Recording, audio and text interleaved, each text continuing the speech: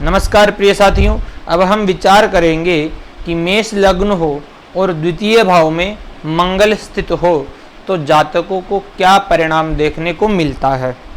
सर्वप्रथम मंगल यहाँ पर लग्नेश तथा अष्टमेश। महर्षि पाराशर जी कहते हैं कि भाग्य व्ययाधिपत्य न रंध्रे सोन शुभ प्रदः, कि भाग्य के व्यय के अधिपति होने के कारण अष्टमेश यानी कि रंध्रेश शुभ नहीं होता है। लेकिन कहते हैं स एव शुभ संधाता लग्नादिशोपचेत स्वयं, अगर वह स्वयं लग्नेश है तो वह शुभ है। तो इस मेष लग्न में मंगल शुभ है और मंगल शुभता लेकर के द्वितीय भाव में स्थित रहता है तो जातक को क्या परिणाम देखने को मिलते हैं, अब इसका विचार हम करते हैं। द्वितीय भाव वाणी का भाव है, कुटुंब का भाव है, धन का भाव है, धन धान्य का भाव है, नेत्र का भाव है, कान का भाव है, तो इत्यादि ये भाव इत्यादि विषय हम द्वितीय भाव से देखते हैं। यह बुद्धि का भाव भी है तो हम यहीं से इनका विचार करते हैं। अगर लग्नेश धन भाव में रहता है तो ऐसा जातक मनी माइंड होता है, यानी कि वह पैसा कैसे कमाए इसी विषय में ज्यादा चिंतन करा रहता है। लेकिन गर्गाचार्य जी ने यहाँ पर बड़ा अद्वितीय श्लोक बोला है, कृषि को विक्रयी भोगी प्रवास्य ऋण वित्तवान धातुवादी मतैर्नाशो द्यूतकारा कुजई धनः। फिर कहते हैं धने भो में, यानी कि धन भाव में, भो में तो मंगल हो, धनहानि प्रजायते पीड़ा देहे च नेत्रे च भार्या बंधु जनैः कलहि। यानी कि इन्होंने यह फल बताया है, इन्होंने कहा है कि ऐसा जातक कृषि के अंदर बड़ा अच्छा धन उत्पन्न कर सकता है, यानी कि बड़ा खेती बाड़ी का कार्य अगर ऐसा जातक करे तो बड़ा अच्छा परिणाम देखने को मिलता है। भूमि से संबंधित इनको धन प्राप्त हो जाता है क्योंकि मंगल भूमि का कारक भी होता है। फिर कहते हैं विक्रयी, यानी कि जिसको हम कहते हैं ब्रोकर यानी कि जो भी किसी भी दूसरे की वस्तु को तीसरे को दे देना और स्वयं उसमें से अपना पैसा निकाल लेना, तो ऐसे कार्य अगर ये करे, ब्रोकरिंग का कार्य, जिसको विक्रय कुशल यानी कि किसी भी चीज को बेचना हो तो ऐसे जातक वो काम भी कर सकते हैं। फिर कहते हैं भोगी, ऐसे जातक भोगी भी होते हैं। प्रवास्य ऋण वित्तवान, प्रवासी यानी कि अपने गांव से दूर रहने वाले, जहां पर जन्म होता है उससे दूर रहने वाले होते हैं। तथा वित्तवान, धनवान भी होते हैं ऐसे जातक धनवान भी होते। फिर कहते हैं धातुवादी, अगर ऐसे जातक धातु यानी कि सोना चांदी तांबा पीतल कोपर जो भी है धातु से संबंधित अगर वह काम करता है तो उसके अंदर बड़ा उन्नति कर लेता है। लेकिन ऐसे जातकों के लिए फिर कहा है धने भो में धनहानि प्रजायते, जीवन में कहीं ना कभी धन की हानि अत्यधिक कर देता है ऐसा द्वितीय भाव में मंगल। पीड़ा देहे च नेत्रे च, नेत्र में भी किंचित पीड़ा कर देता है, यानी कि नेत्र में पीड़ा। तथा स्त्री और संबंधियों से कलह, अपनी पत्नी से कलह उत्पन्न कर देता है और अपने परिवार के व्यक्ति है उनसे भी कलह उत्पन्न कर देता है और अपने भाइयों से भी मतभेद कर देता है द्वितीय भाव में बैठा हुआ मंगल। लेकिन जातक को सहज लक्ष्मी प्राप्त होती, क्योंकि लग्नेश का धन भाव में बैठे रहना जातक के लिए सहज लक्ष्मी के योग निर्माण कर देता है। यानी कि जातक अपने पुरुषार्थ से सफल हो जाता है कहीं ना कहीं, और इनके नीचे यानी कि इनके साथ में बहुत से व्यक्ति अपना घर पालन पोषण कर लेते हैं। अब यहाँ पर मंगल की दृष्टि, चतुर्थ दृष्टि पंचम भाव पर, अष्टम दृष्टि नवम भाव पर तथा सप्तम दृष्टि अष्टम भाव पर पड़ेगी। मंगल की पंचम भाव पर दृष्टि होने के कारण संतान पक्ष में किंचित परेशानियां उत्पन्न कर सकते हैं अगर किन्हीं और पाप ग्रह की दृष्टि पड़ जाए तो। लेकिन यहाँ के स्वामी सूर्य तथा यहाँ के कारक गुरु की स्थिति को देखते हुए में विचार करना होगा। मंगल की दृष्टि यहाँ पर शिक्षा बाधा कर देगी, संतान बाधित कर देगी। लेकिन अगर सूर्य की यहाँ पे स्थिति हो, गुरु की यहाँ पर हो, तब ऐसी ज्यादा स्थितियां उत्पन्न कर देंगे। कहीं पर भी स्थित हो गुरु, और अगर यहाँ पर हो सूर्य गुरु, क्योंकि यहाँ के स्वामी व कारक होते हैं वह, गुरु की अगर इस भाव पर दृष्टि पड़े तब ऐसी स्थिति नहीं होगी। अगर शनि की भी यहाँ से दृष्टि पड़े तो ऑपरेशन के माध्यम से संतान समझ सकते हैं स्त्री जातक की जन्म पत्रिका में। शिक्षा में बाधा भी समझ सकते हैं। अगर द्वितीय भाव यहाँ से मंगल अष्टम भाव को देखेगा तो ये अपनी राशि है, यहाँ पर अष्टम राशि, तो यहाँ के लिए यो यो भाव स्वामी युक्तो दृष्टो तस्य तस्यास्ति वृद्धि, अर्थात कि इस भाव की वृद्धि हो गई, जातक फलतः दीर्घायु होगा, जातक फलतः दीर्घायु होगा तथा गुप्त विद्याओं का जानकार होगा। ज्योतिष तंत्र मंत्र इत्यादि जितनी भी साधनाएं होते हैं, औषधीय विषयों के भी बड़े ज्ञाता हो सकते हैं ऐसे जातक, जिसको हम कहते हैं चिकित्सा, और ऐसे जातक इंजीनियर हो सकते हैं। ऐसी स्थितियां उत्पन्न कर देंगे मंगल यहाँ पर। और मंगल की दृष्टि भाग्य भाव पर पड़ेगी, यहाँ के कारक भी सूर्य और गुरु है, तो इनकी स्थिति को देखते हुए हमें विचार करना होगा कि यह जातक का पिताजी का स्वास्थ्य कैसा है, इन जातकों के भाग्य में क्या लिखा हुआ, भाग्य में अवरोध तो उत्पन्न नहीं है। अगर मंगल यहाँ के स्वामी व यहाँ के कारक गुरु ही होते हैं और सूर्य भी यहाँ के कारक माने गए, अगर इनकी स्थिति अच्छी नहीं रहती है तब ऐसी परेशानियां उत्पन्न कर देते हैं। अब यहाँ पर मंगल के साथ में सूर्य स्थित हो तब क्या परिणाम देखने को हमें मिलेगा, अब इसका हम विचार करते हैं। सर्वप्रथम सूर्य त्रिकोण के स्वामी हैं। महर्षि पाराशर जी कहते हैं सर्वे त्रिकोण नेतारो ग्राह शुभ फल प्रदाह, सभी त्रिकोण के स्वामी, सभी त्रिकोण के स्वामी शुभ फल प्रदायक है। अगर ऐसे त्रिकोण के स्वामी द्वितीय भाव में जाकर के बैठते हैं तो ये संतान का भाव, शिक्षा का भाव, तो ऐसे जातक बड़े बुद्धिमान होते हैं, बड़ा हुनर रहता है ऐसे जातकों के पास, अपनी संतान से भी धन अर्जित करते हैं, यानी कि संतान धनी होती है ऐसे जातकों की, साहसिक होती है धन संतान। लग्नेश और पंचमेश की युति केंद्र त्रिकोण पतयः संबंधेन परस्परम इतरैहि अप्रसक्तास्य विशेष फलदायिका, यहाँ पर ये विशेष फलदायक हो जाते हैं सूर्य तथा मंगल, ये राजयोग उत्पन्न कर देते हैं। जातक अवश्य ही सरकारी नौकरी में सरकारी नौकरी का योग बना देते हैं जातक के। अगर मंगल अस्त हो जाता है तब भी, क्योंकि योग कारक संबंध, क्योंकि केंद्र त्रिकोण नेतारो दोष युक्तावपि स्वयं, अगर वह दोष युक्त हो जाते हैं तब भी शुभ फल प्रदायक होते हैं, क्योंकि मंगलस्थ हो सकते हैं सूर्य की सन्निधि में, फिर भी राजयोग कारक रहेंगे। संतान पक्ष अच्छा रहेगा, जातक की संतान धनी होगी, जातक स्वयं पराक्रमी होंगे यहाँ पर, और जातक स्वयं सरकार से कैसे लाभ प्राप्त करते हैं, सरकार से येन केन प्रकारेण ऐसे जातक लाभ प्राप्त ही कर लेते हैं। अब आगे देखें, अगर सूर्य ना हो करके यहाँ पर चंद्रमा स्थित हो मंगल के साथ में, तब क्या परिणाम हमें देखने को मिलेंगे, इसका विचार अब हम करते हैं। सर्वप्रथम चंद्रमा केंद्र के स्वामी होते हैं, यहाँ पर चंद्रमा केंद्र के चतुर्थ भाव के स्वामी होते हैं। चतुर्थ भाव होता है माता के लिए, मकान के लिए, वाहन के लिए, सुख भाव भी इसी को कहते हैं, सुख भाव भी इसी को कहते हैं। हृदय को भी यहीं से देखते हैं अपन, नौकर चाकर यश कीर्ति सब चतुर्थ भाव से ही देखते हैं। और यहाँ का स्वामी उच्च के हो गए, वृष राशि इनकी उच्च राशि है और 3 अंश तक यह परम उच्च के रहते हैं चंद्रमा। तो ऐसी स्थिति अगर चंद्रमा के साथ में अगर मंगल आकर के बैठ जाते हैं तो ये गजलक्ष्मी योग का सृजन करते हैं। किसी योग का, ये गजलक्ष्मी योग का सृजन करेंगे।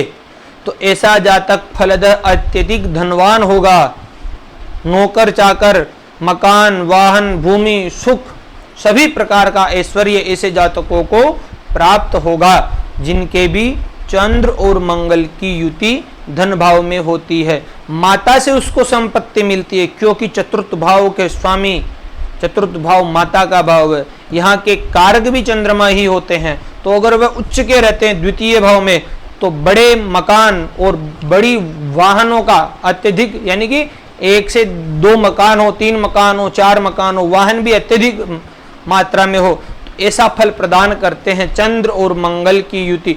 जातक बिजनेस के अंदर बड़ा अत्यधिक धनवान हो जाता है। ऐसे जातक अगर बिजनेस करते हैं, व्यापार करते हैं, तो बड़ा उन्नति ये जातक कर लेते हैं। क्योंकि चंद्रमा उच्च के हैं यहाँ पर। अब आगे देखें, अगर मंगल के साथ में यहाँ पर चंद्रमा ना हो करके बुध स्थित हो तब क्या परिणाम हमें प्राप्त होगा। सर्वप्रथम बुध तृतीय भाव तथा षष्ठ भाव के स्वामी है। तो महर्षि पाराशर जी कहते हैं पतयः तृषणायानाम यदि पाप फल प्रदा, अर्थात कि तृषणाय पति पाप फल प्रद है, तृषणाय पति पाप फल प्रद है। मित्र की राशि में बैठे रहेंगे बुध यहाँ पर, मंगल लग्नेश के साथ में, लेकिन षष्ठेश का लग्नेश के साथ में बैठे रहना स्वास्थ्य में किंचित परेशानियां उत्पन्न कर देते हैं। अपने इष्ट मित्र है वह इनका खर्च कर, इन इष्ट मित्रों में जो भी बैठता है यह जातक वहीं पर ज़्यादा अपना खर्च करते हैं। ऐसे जातक यानी कि मित्रों के बीच में अपना पैसा खर्च कर देते हैं। अब क्योंकि मित्र भाव में बैठे हुए हैं बुध इनके, पराक्रमी अत्यधिक होते हैं ऐसे जातक। तृतीय भाव का स्वामी अपने वे भाव में बैठे रहने के कारण, तृतीय भाव का स्वामी अपने वे भाव में बैठे रहने के कारण भाई और बहनों से, छोटे भाई बहनों से किंचित यानी कि वैमनस्यता उत्पन्न करा सकते हैं बुध। यानी कि उन दोनों छोटे भाई बहनों से इनकी यानी कि इनका व्यवहार इन छोटे भाई बहनों से अच्छा ना रह सकता। ऐसी स्थितियां उत्पन्न कर देते हैं, मतभेद करा सकते हैं छोटे भाई बहनों से। पराक्रम भाव के स्वामी होते हैं यहाँ पर मंगल, और यहाँ के कारक स्वयं मंगल होते हैं। तो ये बुध और मंगल की युति, ऐसे जातक शूरवीर होते हैं, बुद्धि से युक्त कार्य करते हैं, यानी कि इनके मस्तिष्क से ही अपना पराक्रम दिखाते हैं ऐसे जातक। ऐसी स्थितियां यहाँ पर उत्पन्न कर देते हैं मंगल तथा बुध। अगर मंगल के साथ में बुध ना हो करके गुरु स्थित हो तब क्या परिणाम हमें देखने को मिलता है, यह विचार करते हैं। गुरु यहाँ पर द्वादश भाव के स्वामी है तथा नवम भाव के स्वामी है। यहाँ के लिए महर्षि पाराशर जी कहते हैं लग्नाद वे द्वितीय सौ परेशान साहचर्यतः स्थानांतरानुगुण्य नवपतः फलदायको। अर्थात कि यहाँ के स्वामी की दूसरी राशि कहाँ पर जा रही है वहाँ का ज्यादा प्रतिनिधित्व करेंगे। तो यहाँ के स्वामी की दूसरी राशि नवम भाव में जा रही है। तो नवम के लिए महर्षि पाराशर जी कहते हैं सर्वे त्रिकोण नेतारो ग्राह शुभ फल प्रदाह, सभी त्रिकोण के स्वामी शुभ फल प्रद है। तो गुरु शुभ हो गए यहाँ पर, गुरु शुभ हो गए यहाँ पर, और अपने शत्रु राशि के अंदर जाकर के बैठ गए गुरु मंगल के साथ में, लग्नेश के साथ में।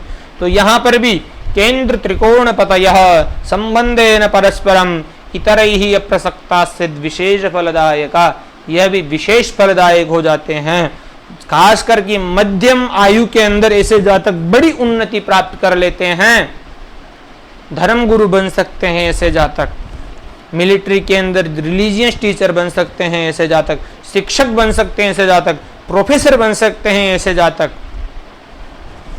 मंगल और गुरु मित्र है, मंगल और गुरु की युति जातक को पुरुषार्थ से धन अर्जित करवा देती है, अपनी बुद्धि विवेक कौशल से जातक धनवान हो जाता है तथा भाग्यशाली योग बनाता है यहाँ पर गुरु।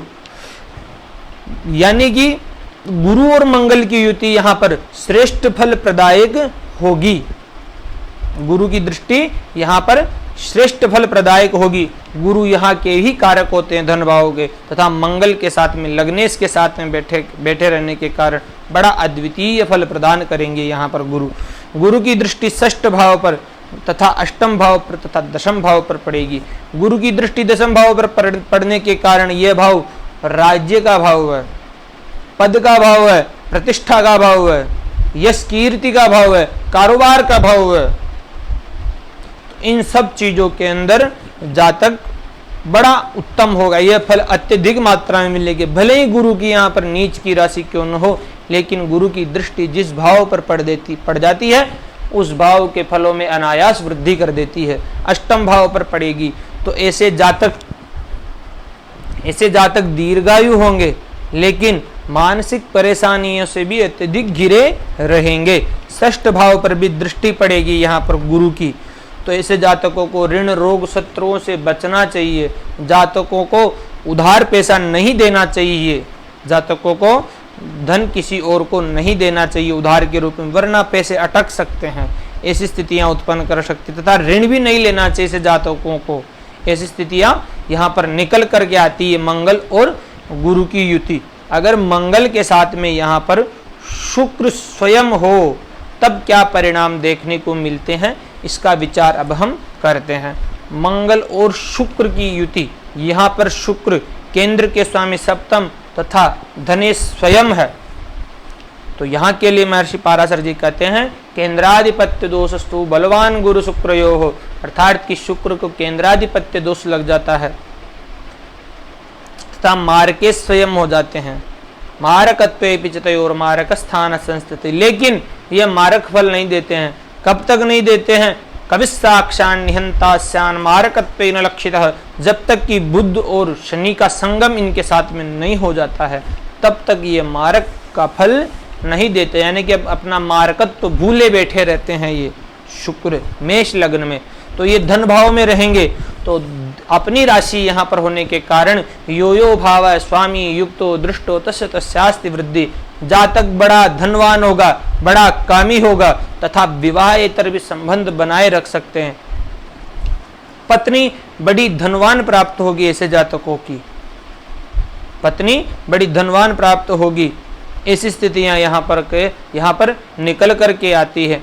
स्व पराक्रम से जातक धन और वैभव अर्जित कर लेता है। पराक्रम के कारक मंगल होते हैं, शुक्र भोग के कारक होते हैं, ऐश्वर्य के कारक होते हैं, तो अपने पराक्रम से जातक सुख ऐश्वर्य भोग ही लेता है। अर्थात कि यहाँ पर बलवान धनेश का लग्नेश के साथ में संबंध, बलवान धनेश का लग्नेश के साथ में संबंध सहज लक्ष्मी योग का भी निर्माण कर देता है। ऐसे जातकों के पास अनायास लक्ष्मी आ ही जाती है, लक्ष्मी स्वयं इनके घर के दरवाजे बजाती है। ऐसी स्थितियां भी यहाँ पर उत्पन्न कर देते हैं शुक्र और मंगल। अगर शुक्र मंगल के साथ में यहाँ पर शनि स्थित हो तब क्या परिणाम निकल करके आते हैं, अब हम इनका विचार करते हैं। सर्वप्रथम दशमेश तथा लाभेश यहाँ पर शनि होते हैं। दशमेश के लिए तो का क्रूराज से शुभंखेते, केंद्र के अगर शुभ ग्रह क्रूर ग्रह अगर स्वामी होते हैं तो वह शुभ फल नहीं देते, लेकिन ये लाभेश भी है, तो पतयः तृषणायानाम यदि पाफल प्रदायक होते हैं। मेष लग्न के लिए शनि मंद सौम्य सितः पापा शुभौ गुरु दिवाकरौ, अर्थात कि लेकिन लाभेश का धन भाव में बैठे रहना बड़ा अच्छा फल देता है। ऐसे जातक डॉक्टर बन सकते हैं, ऐसे जातक डॉक्टर बन सकते हैं, सर्जन बन सकते हैं, ऐसे जातक इंजीनियर बन सकते हैं, कंप्यूटर इंजीनियर, मैकेनिकल इंजीनियर ऐसे बन सकते हैं, क्योंकि मंगल और शनि की युति इन्हीं क्षेत्रों में जातक को ले जाती तथा व्यापार के क्षेत्र में बड़ी उन्नति कर सकता है। लेकिन धन स्थिर नहीं रहता है। अब यहाँ पर शनि अपने भाव को देखेंगे, लाभ भाव को, इनकी एक दृष्टि चतुर्थ भाव पर रहेगी तथा अष्टम भाव पर तथा लाभ भाव पर रहेगी। अपने भाव को देखेंगे तो प्रत्येक दिशा से इनको लाभ होगा, मित्रों से लाभ होगा, समाज से लाभ होगा, व्यापार से लाभ होगा, शिक्षा के क्षेत्र में लाभ होगा तथा शत्रुओं से भी ऐसे जातक लाभ प्राप्त कर ही लेते हैं।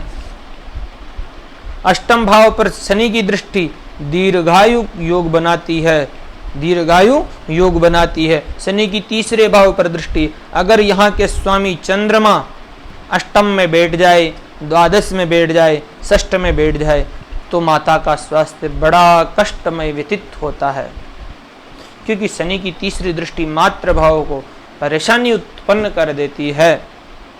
अगर यहाँ पर गुरु की दृष्टि हो तब स्थिति अच्छी रहेगी, गुरु यहाँ पर स्थित हो, चाहे यहाँ पर स्थित हो तब स्थिति अच्छी रहेगी।